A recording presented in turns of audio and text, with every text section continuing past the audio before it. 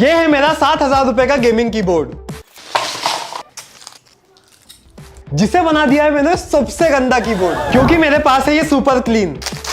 तो देखते हैं ये हमारे कीबोर्ड को साफ कर पाएगा या नहीं। वाह यार, इसने इस पार्ट को तो बिल्कुल नया जैसा कर दिया है। अब बाकी कीबोर्ड को साफ करते हैं।